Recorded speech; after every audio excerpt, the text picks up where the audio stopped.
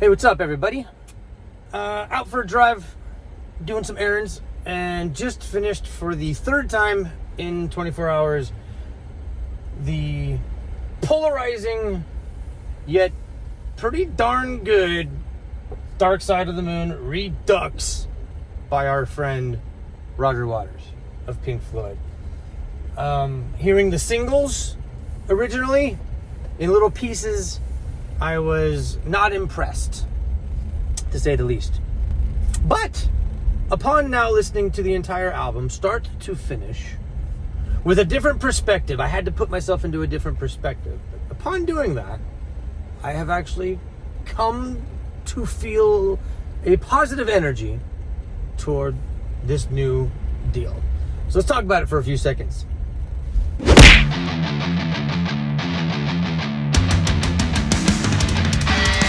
Okay, so I know that because we all know who Roger Waters is. We all know Pink Floyd. We all know, and most of us, I'm sure, love The Dark Side of the Moon. Consider it one of the greatest albums ever recorded, and it would be in that category of darn near perfect. So then we have the questions. Why would you? How could you? Why should you?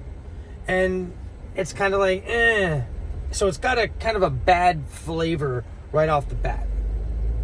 But if you can get your mind to do what I've trained mine to do somehow over the last day of kind of saturating myself in this album, I shed that off. I'm looking at this as my grandfather and his friends have a jazz band, and they decided to record their version of a bunch of old dudes doing Dark Side of the Moon. And if that were the case, this album would be top notch because it's freaking a really good rendition. I mean, Dark Side of the Moon is a good album. The music is good, it's tested. We know this about it.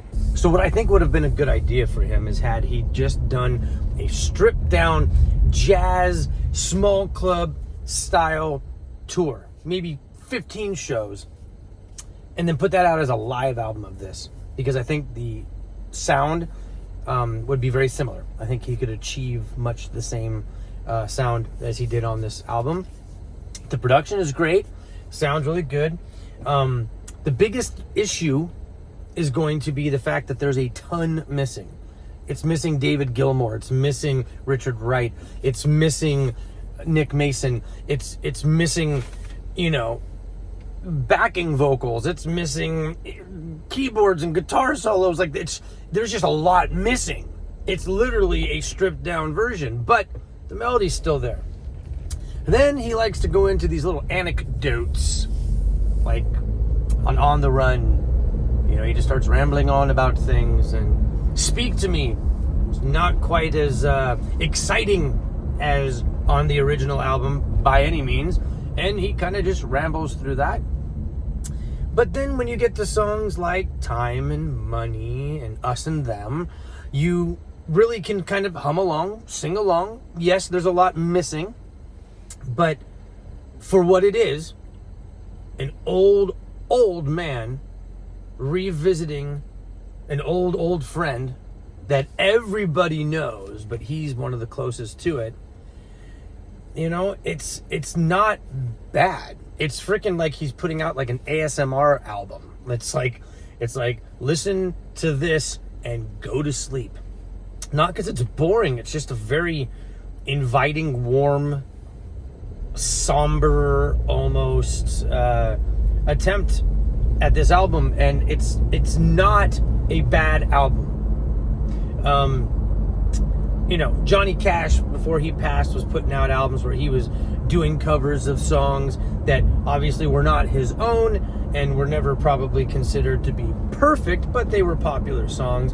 But it was a unique new twist, and the fact that this is Roger Waters who did it originally, putting a new twist on it, is just a different vibe and a little harder to swallow, I think, than such albums as the Johnny Cash albums that he was doing.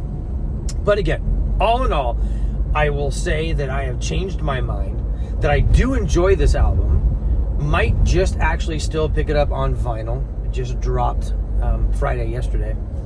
But I'm going to keep listening to it. It's inviting. I want to listen to it again, especially while I'm just kind of chilling. Today I'm putting out some Halloween stuff. So put this thing on for the 4th time and enjoy it again. But again, change your perspective. Go into it as someone that, compare all of this, please. Compare all of this to your other choices from the top 40 right now. Would you rather hear this stripped down version of Dark Side of the Moon done in a very jazzy, smoke-filled room kind of a way? Or would you rather listen to the other offerings that you are pretty much being told are the good tunes on the radio right now, which, So perspective is everything. And with the right perspective, Roger's new version of Dark Side of the Moon is not half bad. Talk to you later.